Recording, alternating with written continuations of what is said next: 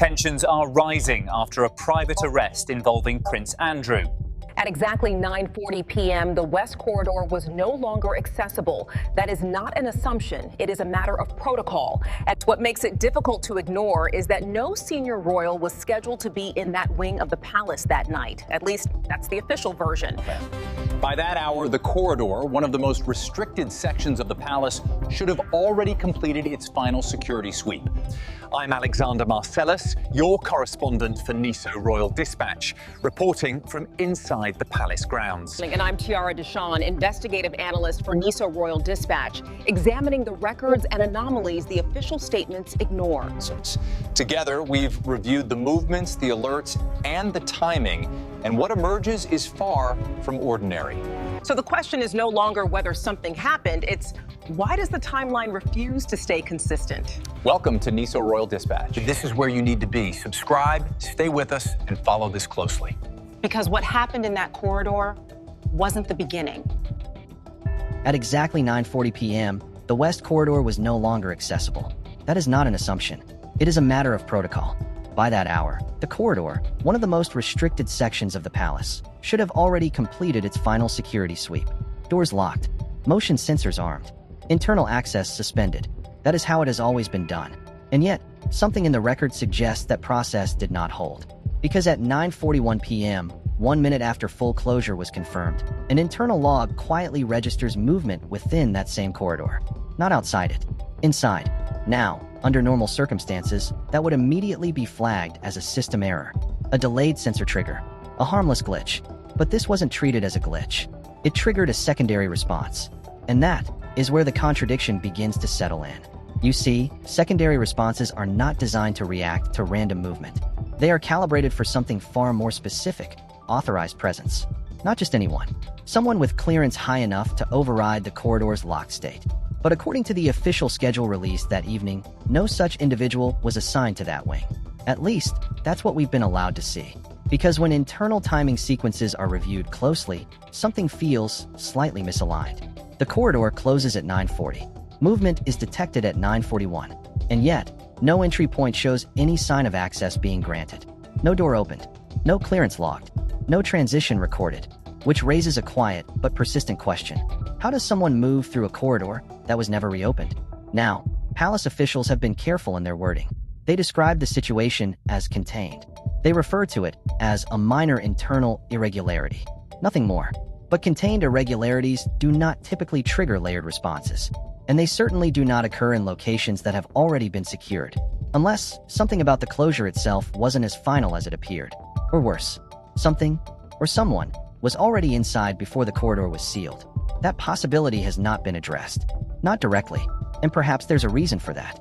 Because if the corridor was truly closed and movement still occurred within it, then we are no longer dealing with a simple breach of protocol. We are looking at a moment where the system behaved exactly as it was designed to, and still failed to explain what happened. And that's where the timeline begins to resist clarity. Not loudly, but just enough to make you stop and look again. There is a reason the system did not ignore the movement. Because what followed was not routine. At 9:41 p.m., almost immediately after motion was detected inside the sealed corridor, the palace's internal security framework initiated what is known, in restricted documentation, as a Level 2 acknowledgement response. That classification matters.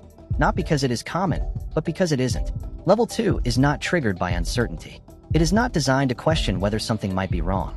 It responds only when the system is confident that what it has detected meets a very specific threshold. And that threshold is not movement. It is identity, which raises the first problem. Because for a Level 2 response to activate, the system must recognize a presence tied to a registered authority profile, someone whose clearance does not just permit access, but supersedes restriction. In simple terms, the system does not panic. It defers. But according to the official evening register, no such individual was present in that wing of the palace.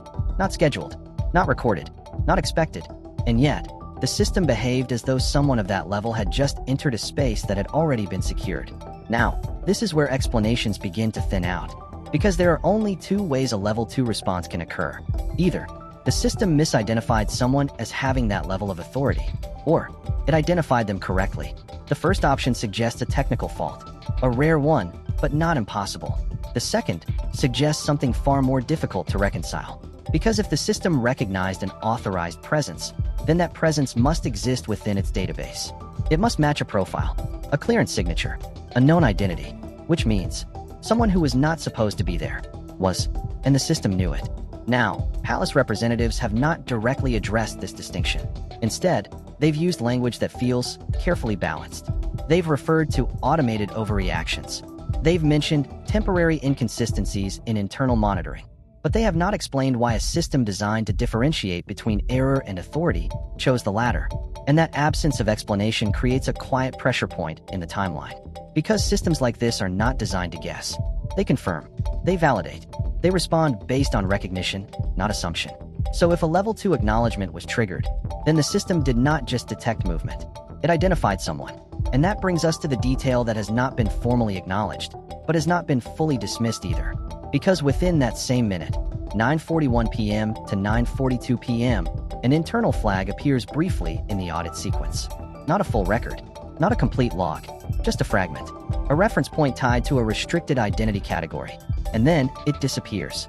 No follow-up, no expansion, no official confirmation, almost as if it wasn't meant to remain visible long enough to be questioned.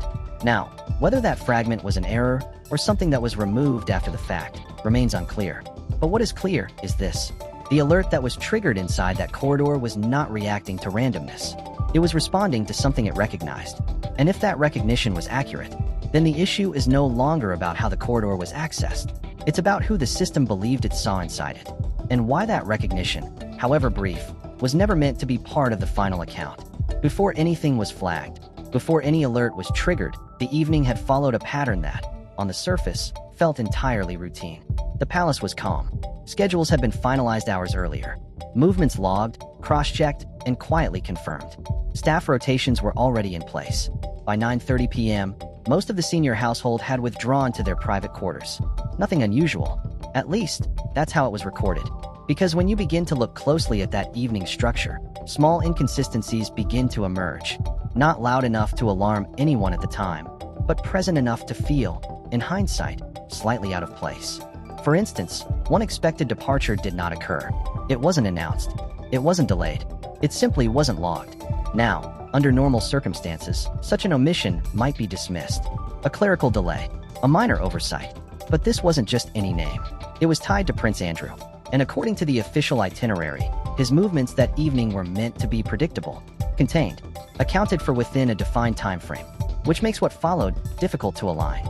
Because while no formal record places him anywhere near the West Corridor at 9:40 p.m., there are subtle indications that his presence within the palace did not follow the expected sequence. Not openly, but quietly. A staff member, whose statement was later categorized as non-essential, noted that a corridor clearance check had been delayed earlier than usual. Not canceled, just delayed, and no reason was given.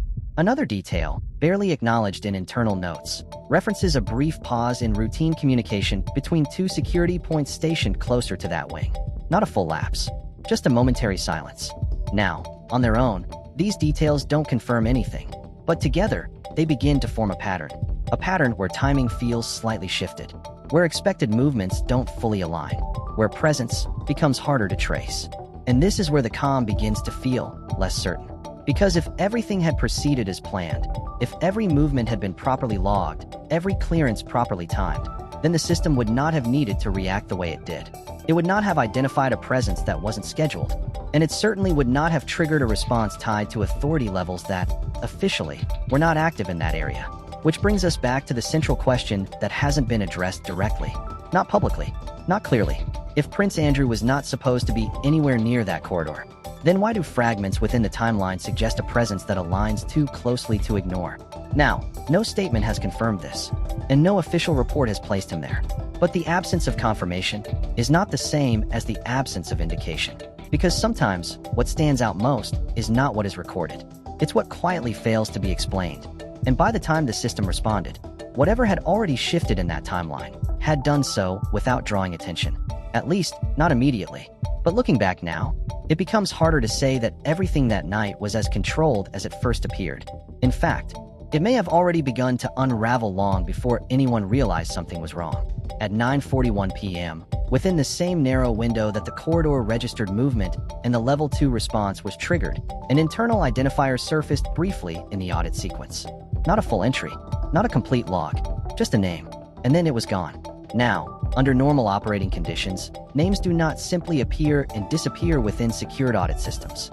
Every access point, every recognized identity, every clearance match is designed to leave a trace, time-stamped, layered, and difficult to alter without authorization, which is what makes this moment difficult to place. Because the identifier was not recorded in the finalized report, it does not exist in the official timeline. And yet, multiple internal reviews acknowledge that something did register in that exact second, just not for long. Now, one version suggests that the system experienced a temporary display error, that what appeared was not an actual identity, but a fragmented rendering of corrupted data. But that explanation begins to weaken under closer inspection, because the fragment followed a recognizable format, a structured tag, aligned with how high-level identities are typically displayed within the system. Not random, not distorted, but precise, just incomplete. Another version, less widely referenced, indicates that the name may have been flagged and subsequently restricted due to its classification level. Not erased, just withdrawn from standard visibility. But if that were the case, the initial appearance itself becomes harder to explain, because restricted identities are not supposed to surface at all in general audit layers. They are filtered, shielded, contained, unless they are triggered under specific conditions. Conditions that, officially, were not present that night. And this is where the fragments begin to diverge. One internal account claims the identifier remained visible for less than 2 seconds. Another suggests it persisted long enough to be partially read, long enough for at least one observer to recognize the structure, if not the full name. But no two accounts fully align on what was seen, or how long it remained, or why it appeared in the first place. Now, what complicates this further is timing, because the moment the name surfaced corresponds almost exactly with the manual override of the corridor door. Not before, not after, but during, which raises a question that has not been directly addressed. Was the name triggered because the door was overridden? Or was the override executed because the system recognized the name? The sequence is unclear, and that lack of clarity matters, because it determines whether the system was reacting or responding. Now, Palace representatives have avoided confirming either possibility. Instead, they've emphasized that no unauthorized identity was formally recorded within the secured zone. A statement that, on its surface, appears definitive. But notice the wording. Formally recorded. Not detected. Not recognized. Just recorded. And that distinction leaves room for something else. Something that may have been seen, but not preserved. Something that surfaced, but was not meant to remain part of the final account. And this is where the incident begins to feel less like a technical irregularity, and more like a moment that was briefly exposed, before being quietly removed from view. Because systems do not forget. They can be corrected. They can be edited. They can even be restricted. But they do not spontaneously lose fragments of identity data, especially not at the exact moment a secured door is being manually overridden inside a sealed corridor. Unless that fragment was never supposed to be seen in the first place. Or worse, it was seen, and then deliberately made to disappear. And if that is the case, then the question is no longer about what the system displayed. It's about what it briefly revealed, before someone decided it shouldn't be visible at all. There is a difference between a system failing and a system being bypassed. At 9:42 p.m., less than a minute after the identity fragment appeared and vanished, the West Corridor's primary access door registered a manual override. Not a forced entry, not a malfunction, a controlled override. And that distinction matters more than it first appears. Because within Palace security protocol, manual overrides are not casual actions. They require intention, precision, and, more importantly, authorization that exists outside routine automated control, which immediately raises a question. If the corridor was already sealed, who initiated an override from within a space that should not have been accessible in the first place? Now, this is where the surface details begin to align in ways that feel uncomfortably clear. Because while official statements describe the incident as contained, observers reviewing the visible audit sequence noticed something subtle, but consistent. The override did not originate from the external control panel. It came from inside the corridor, which suggests something that hasn't been directly stated. Someone was already there, and they weren't trying to get in. They were trying to get out. But that interpretation introduces a contradiction. Because if someone was inside before the corridor was sealed, then their presence should have been logged before 9:40 p.m. And it wasn't. At least, not in any record that has been made public. Now, some have suggested that the override could have been initiated remotely, that a higher-level clearance allowed access without physical presence. But that theory begins to lose strength when you consider the timing. The override occurs exactly as the identity fragment disappears. Not before, not delayed, but synchronized, which feels less like coincidence and more like sequence. Now, observers, particularly those familiar with internal systems, began to notice something else. The override itself did not follow a standard pattern. It was clean, immediate, no hesitation between command and response, almost as if the system did not question the instruction at all, which is unusual, because even authorized overrides typically leave a layered trail, verification steps, confirmation prompts, secondary acknowledgements. This one didn't, or at least, those steps were not visible. Now, whether that means they were bypassed or simply removed from the accessible record remains unclear. But what is clear is that the door opened, and it opened in a way that suggests intent, not confusion, not error, deliberate action. And this is where public observation begins to intersect with internal silence. Because while the palace has maintained that no breach occurred, the visible sequence shows a secured door being opened from within a restricted zone at the exact moment system data becomes inconsistent. That is not speculation. That is sequence. And once you see it, it becomes difficult to unsee. Because now the question shifts. It is no longer about whether the system failed. It's about who had the ability and the reason to override it at that exact moment. Now, if you're still following this closely, you've probably noticed how each detail doesn't stand alone. They connect, quietly, precisely, and that's exactly why you'll want to stay with this.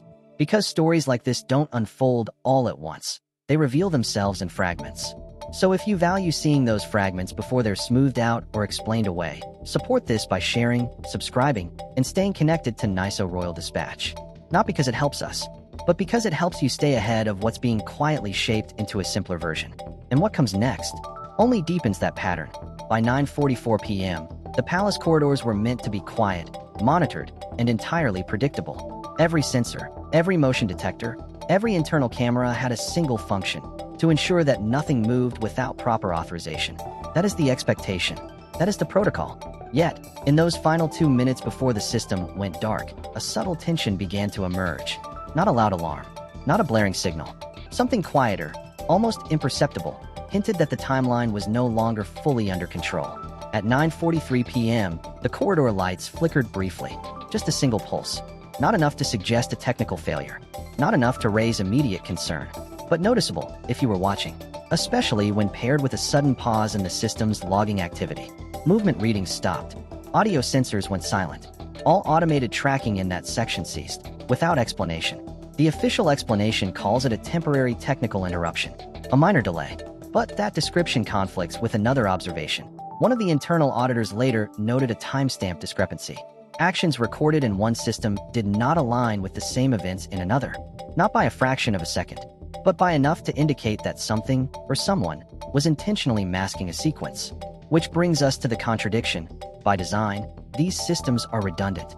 Overlapping layers of monitoring exist precisely to prevent gaps. And yet, for nearly 2 minutes, every layer within that corridor simultaneously failed or was rendered invisible. How does a secured palace corridor, under constant surveillance, become a blind spot at the exact moment that matters most? Adding to the unease, staff stationed nearby reported unusual sounds. Not alarms, not voices, a faint shuffling, a metallic click, something almost imperceptible, but enough to register in the quiet of the night. They did not report it immediately. Why? Because it did not match any known protocol warning. Yet, in hindsight, it becomes one of the clearest indications that something unplanned was occurring. Then came the final anomaly. At 9:44 p.m., all internal monitoring in that corridor abruptly stopped. No error logs, no automated alerts, just darkness. Complete. The system was still operational elsewhere, fully functional, yet this section went entirely offline. Not by chance, not by oversight.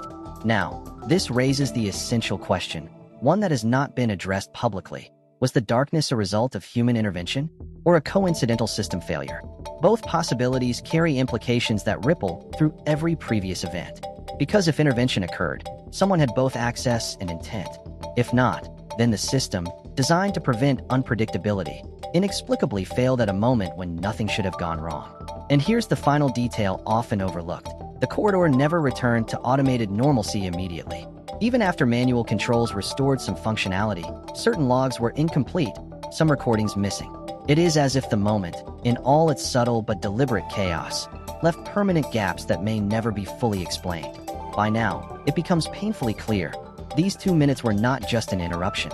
They were the hinge on which the entire night's sequence pivoted, and the shadow over the corridor grew long enough to obscure everything that followed.